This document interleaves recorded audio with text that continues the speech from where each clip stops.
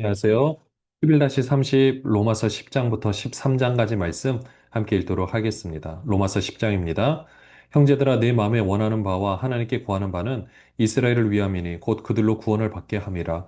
내가 증언하노니 그들이 하나님께 열심히 있으나 올바른 지식을 따른 것이 아니니라. 하나님의 의를 모르고 자기 의를 세우려고 힘써 하나님의 의에 복종하지 아니하였느니라. 그리스도는 모두 믿는 자에게 의를 이루기 위하여 율법의 마침이 되시니라. 모세가 기록하되 율법으로 말미암는 의를 행하는 사람은 그 의로 살리라 하였거니와 믿음으로 말미암는 의는 이같이 말하되 내 마음에 누가 하늘에 올라가겠느냐 하지 말라 하니 올라가겠느냐 함은 그리스도를 모셔 내리려는 것이요 혹은 누가 무저갱에 내려가겠느냐 하지 말라 하니 내려가겠느냐 함은 그리스도를 죽은 자 가운데서 모셔 올리려는 것이라. 그러면 무엇을 말하느냐? 말씀이 내게 가까워 내 입에 있으며 내 마음에 있다 하였으니 곧 우리가 전파하는 믿음의 말씀이라. 내가 만일 내 입으로 예수를 주로 시인하며 또 하나님께서 그를 죽은 자 가운데서 살리신 것을 내 마음에 믿으면 구원을 받으리라. 사람이 마음으로 믿어 의에 이르고 입으로 시인하여 구원에 이르느니라. 성경이 이르되 누구든지 그를 믿는 자는 부끄러움을 당하지 아니하리라 하니 유대인이나 헬라인이나 차별이 없음이라. 한 분이신 주께서 모든 사람의 주가 되사 그를 부르는 모든 사람에게 부여하시도다. 누구든지 주 이름을 부르는 자는 구원을 받으리라. 그런즉 그들이 믿지 아니하는 이를 어찌 부르리요? 듣지도 못한 이를 어찌 믿으리요? 전파하는 자가 없이 어찌 들으리요? 보내심을 받지 아니하였으면 어찌 전파하리요? 기록된 바 아름답도다 좋은 소식을 전하는 자들의 발이여 함과 같으니라. 사도벌의 망 가운데는 유대인들이 구원받기를 원하고 있었습니다. 근데 유대인들은 2절에 보시면 하나님께 열심은 있어요. 근데 올바른 지식을 따르는 것이 아니래요. 그러다 보니까 하나님의 의를 알지 못하다 보니 하나님의 의에 복종하지 않는 거죠. 4절에 보시면 그리스도는 모두 믿는 자에게 의를 이루기 위하여 율법의 마침이 되셨는데요. 원래 5절은 모세는 기록했을 때 율법으로 말미암아 의를 행하는 사람은 그 의로 살리라. 그러니까 율법이 구원을 이루는 조건이 되었던 거죠. 그러나 이제는 그런 것이 아니라 물론 그 율법을 그렇다가 아예 안 지켜도 된다. 그런 뜻은 아닙니다. 분명히 예수님은요. 율법의 1.1핵이라도 그것은 그러니까 우리의 의가 바리새인의 의보다 더 낫지 못하면 결단코 천국에 들어가지 못한다라고 했거든요. 그러니까 율법으로 우리 어떤 의를 이루는 것이 아니라 이제는 그 성령께서 그 모든 율법의 요구를 이루셨기 때문에 결국 율법의 모든 정신을 지키게 되는 겁니다. 결국 율법은 지키게 돼요. 그러나 율법을 내 힘으로 내가 지켜서 구원에 이를 수 없다? 안 된다라는 거죠. 하나님께서 이 모든 것을 하셔야만 가능하다라는 겁니다. 그렇기 때문에 구절에 보시면 율법을 지켜서가 아니라 내 입으로 예수를 주로 시인하여 또 하나님께서 그를 죽은 자 가운데서 살리신 것을 내 마음에 믿으면 구원을 받으리라. 여기서 주로 시인한다라는 것은요, 나의 주인 겁니다. 여러분들 우리 입장에서는 주인이라는 개념이 별로 그렇게 가슴에 와닿지 않아요. 근데 당시 로마인들의 입장에서 주인이라면 어떤 존재인지 확연하게 딱 알 수가 있습니다. 여러분, 우리가 예수님이 주인이라면 우리 그의 종이거든요. 근데 우리의 삶은 사실 예수님의 종된 삶을 살아가는 것이 아닙니다. 우리 멋대로 하는 경우가 너무 많아요. 그렇기 때문에 우리가 진짜 예수를 주로 믿는다라는 고백은 예수님께서 원하시는 삶을 살아드리는 것을 말하고 있거든요. 그러니까 그런 의미에서 우리가 다시 한번 생각을 해야 되고 또 믿는다라는 것은 온전히 그 존재를 의지하는 것까지 포함되는 것을 말하고 있습니다. 그렇기 때문에 주의 이름을 믿고 부르는 자, 권함을 받을 수 있습니다. 그러면 이 주의 이름을 부를 수 있도록 어떻게 해야 되느냐? 전해야 한다라는 거죠. 전하는 자 없이 어떻게 알아들을 수 있는 사람들이 있겠습니까? 그래서 좋은 소식을 전하는 자들의 발, 하나님께서 기뻐하신다라고 말씀하고 있습니다. 16절부터 보시면요. 그러나 그들이 다 복음을 순종하지 아니하였도다. 이사야가 이르되 주여 우리가 전한 것을 누가 믿었나이까 하였으니 그러므로 믿음은 들음에서 나며 들음은 그리스도의 말씀으로 말미암았느니라. 그러나 내가 말하노니 그들이 듣지 아니하였느냐? 그렇지 아니하니 그 소리가 온 땅에 퍼졌고 그 말씀이 땅 끝까지 이르렀도다 하였느니라. 그러나 내가 말하노니 이스라엘이 알지 못하였느냐? 먼저 모세가 이르되 내가 백성 아닌 자로서 너희를 시기하게 하여 미련한 백성으로서 너희를 노엽게 하리라 하였고 이사야는 매우 담대하여 내가 나를 찾지 아니한 자들에게 찾은 바 되고 내게 묻지 아니한 자들에게 나타나노라 말하였고 이스라엘에 대하여 이르되 순종하지 아니하고 거슬러 말하는 백성에게 내가 종일 내 손을 벌렸노라 하였느니라. 믿음은요, 들음에서 난다라는 겁니다. 일단 좋은 소식을 전하는 그 발걸음. 들을 통한 그 복음 소식뿐만 아니라 하나님의 말씀. 17절에도 보시면 믿음은 들음에서 나고 들음은 그리스도의 말씀으로 말미암았다라는 거죠. 하나님의 그 말씀이 온 곳에 그 소리가 온 땅에 퍼졌고 그 말씀이 땅까지 이르렀도다. 이 말씀을 그대로 인용을 해서요. 모든 사람들에게 그 하나님의 말씀이 어, 이렇게 전해지고 있고 또 그 말씀을 들음으로 믿음이 생길 수 있다라는 것을 말씀해 주고 있습니다. 로마서 11장 1절입니다. 그러므로 내가 말하노니 하나님이 자기 백성을 버리셨느냐? 그럴 수 없느니라. 나도 이스라엘인이요 아브라함의 씨에서 난 자요 베냐민 지파라. 하나님이 그 미래에 아신 자 이 백성을 버리지 아니하셨나니 너희가 성경이 엘리야를 가리켜 말한 것을 알지 못하느냐? 그가 이스라엘을 하나님께 고발하되 주여 그들이 주의 선자들을 죽였으되 주의 제자들을 헐어버렸고 나만 남았는데 내 목숨도 찼나이다 하니 그에게 하신 대답이 무엇이냐? 내가 나를 위하여 바알에게 무릎을 꿇지 아니한 사람 7천 명을 남겨두었다 하셨으니 그런지 이와 같이 지금도 은혜로 택하심을 따라 남은 자가 있느니라. 만일 은혜로 된 것이면 행위로 말미암지 않음이니 그렇지 않으면 은혜가 은혜되지 못하느니라. 그런즉 어떠하냐? 이스라엘이 구하는 것을 얻지 못하고 오직 택하심을 입은 자가 얻었고 그 남은 자들은 우둔하여졌느니라. 기록된 바 하나님이 오늘까지 그들에게 혼미한 심령과 보지 못할 눈과 듣지 못할 귀를 주셨다 함과 같으니라. 또 다윗이 이르되 그들의 밥상이 올무와 덕과 거치는 것과 봉이 되게 하시옵고 그들의 눈은 흐려보지 못하고 그들의 등은 항상 굳게 하옵소서 하였느니라. 그러므로 내가 말하노니 그들이 넘어지기까지 실족하였느냐? 그럴 수 없느니라. 그들의 넘어짐으로 구원이 이방인에게 이르러 이스라엘로 시긴하게 함이니라. 그들이 넘어지면 세상의 풍성함이 되며 그들의 실패가 이방인의 풍성함이 되거든 하물며 그들의 충만함이리요. 이스라엘의 남은 자, 하나님께서 이스라엘 백성 버렸냐? 그렇지 않다라는 겁니다. 그러면 어떻게 하느냐? 이스라엘 백성들은 참 보면 너무 안타까운 거예요.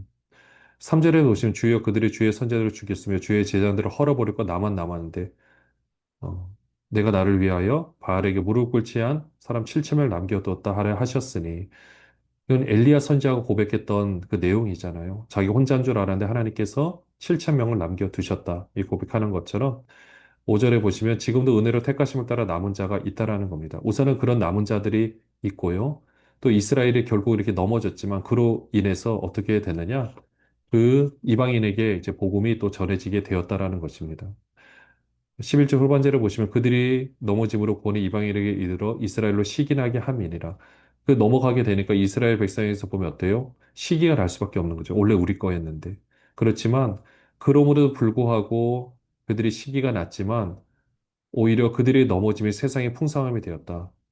그러니까 그들이 넘어졌기 때문에 이방인에게 복음이 전해질 수 있었다라는 거죠. 그러면 이들이 오히려 넘어지지 않고 이들이 더 풍성해졌다라면, 그들이 충만해졌다라면 얼마나 더 놀라운 역사가 있겠냐라는 안타까운 사도 바울의 마음이 묻어져 있습니다. 13절부터 보시면은요, 내가 이방인이 너희에게 말하노라. 내가 이방인의 사도인 만큼 내 직분을 영광스럽게 여기노니 이는 혹 내 골육을 아무쪼록 시기하게 하여 그들 중에서 얼마를 구원하려 함이라.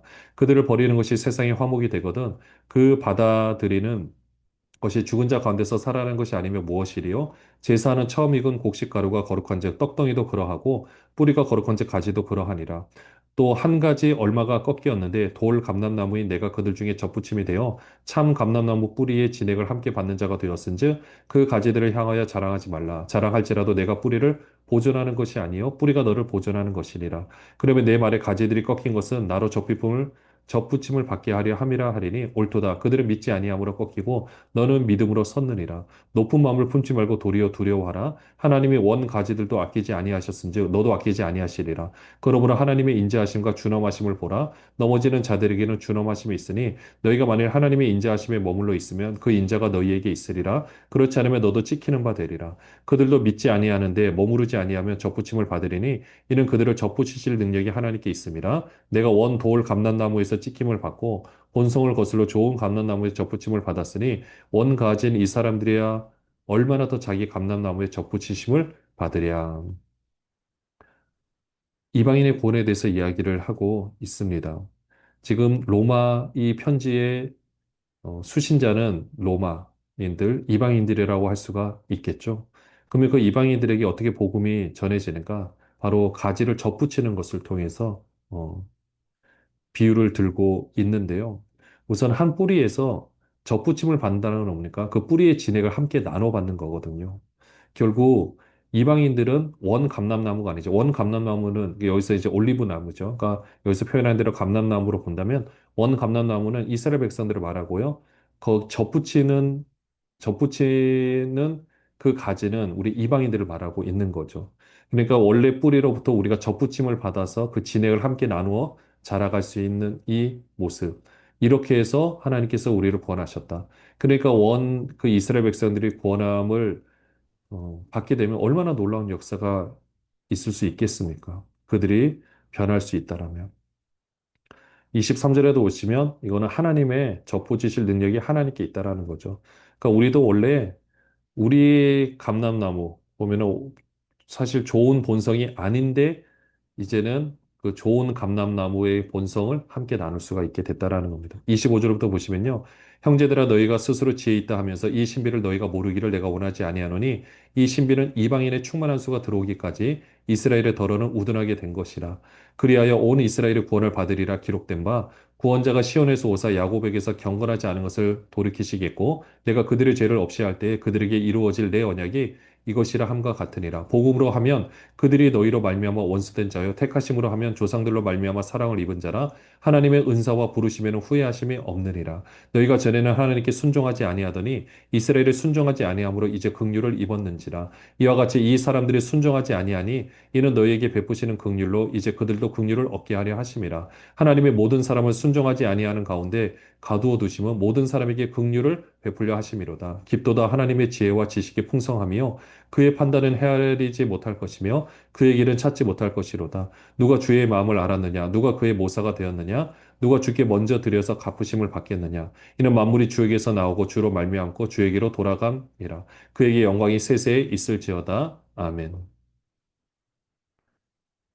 놀라운 신비에 대해서 알려주고 있는데요. 그것은 이방인의 충만한 수가 이르기까지, 그러니까 이방인의 구원을 받는 그 수에 이르기까지 이스라엘의 덜어는 우둔하게 된 것이다. 그러니까 촛대가 지금 이방인을 향해 있는 거죠. 그러기 위해서 이 이스라엘에 우둔하게 됐다. 지금은 그들이 복음을 활짝 받아들이지 못하는 상황이라는 거죠.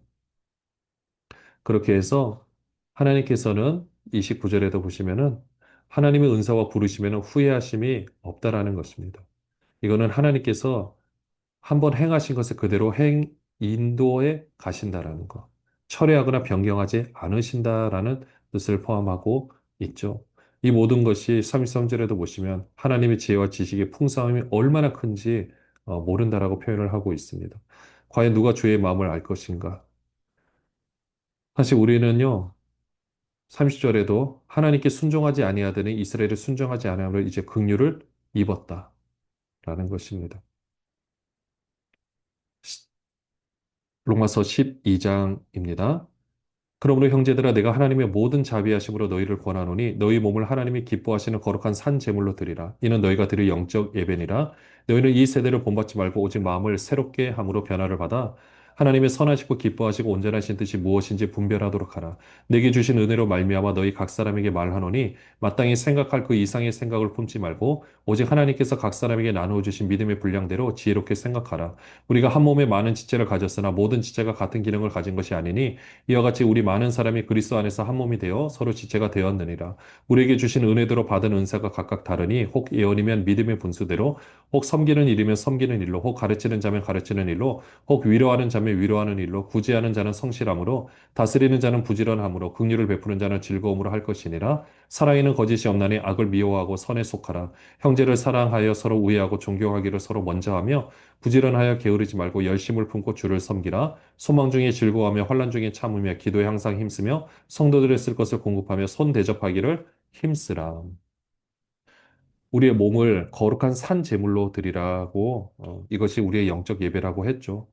제물이기 때문에 항상 드려야 되지만 산 제물, 우리의 삶 자체가 신령한 예배로서 예배자로서의 삶을 살아가는 삶으로 영광 돌리라는 것입니다.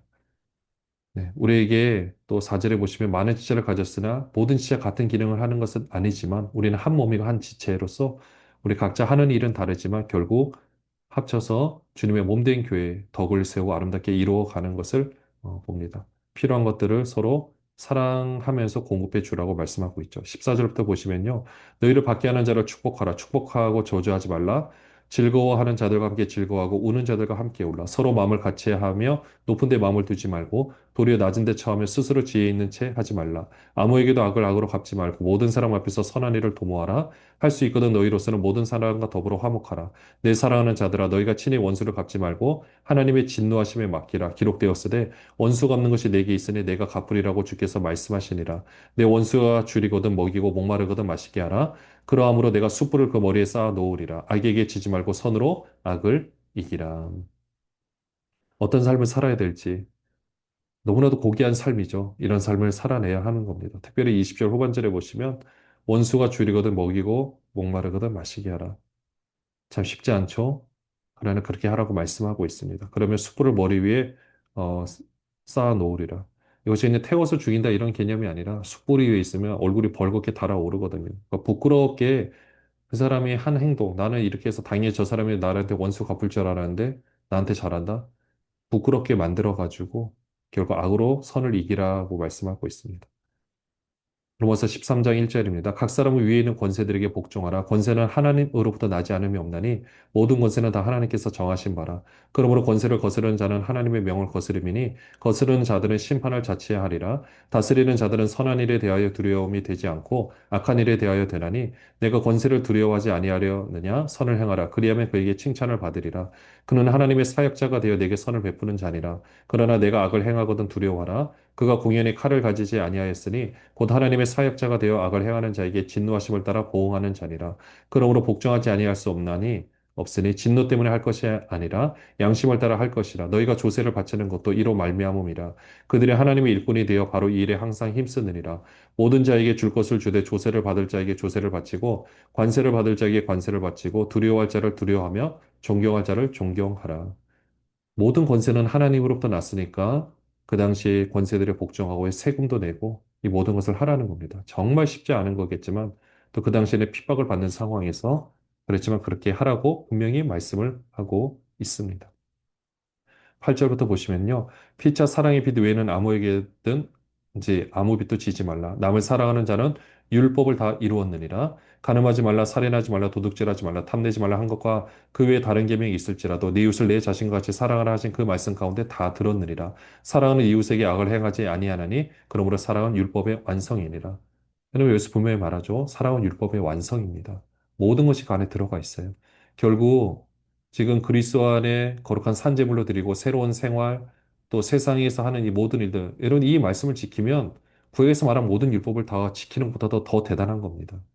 11절부터 보시면요. 또한 너희가 이 시기를 알거니와 자다가 깰 때가 벌써 되었으니 이는 이제 우리의 구원이 처음 믿을 때보다 가까웠습니다. 밤이 깊고 낮이 가까웠으니 그러므로 우리가 어둠의 일을 벗고 빛의 갑옷을 입자. 낮에와 같이 단정히 행하고 방탕하거나 술 취하지 말며 음란하거나 호색하지 말며 다투거나 시기하지 말고 오직 주 예수 그리스도로 옷 입고 정욕을 위하여 육신의 일을 도모하지 말라. 우리는 이제 밤이 있고 낮이 가까이 왔다라고 했습니다. 어둠의 일을 벗고요. 빛의 갑옷을 입고 육신의 일을 도모하지 말고 그리스도로 옷 입어서 아름다운 생활을 하는 모든들 되시기를 바라는 마음으로 또한 바랍니다. 하나님, 오늘도 우리를 선하게 인도하여 주시고 역사하여 주시옵소서. 거룩한 산 제물로 드리는 우리 귀한 삶 되게 하여 주옵시고 아름답고 고귀한 삶, 복된 삶을 살아내게 하여 주시옵소서. 주님께서 우리를 사랑하여 주신 그 사랑을 또한 나누고 그 사랑으로 우리 교회 공동체 식구들을 대하고 세상의 많은 사람들을 대할 수 있도록 인도하여 주시옵소서. 예수 그리스도의 이름으로 기도합니다. 아멘. 안녕하세요.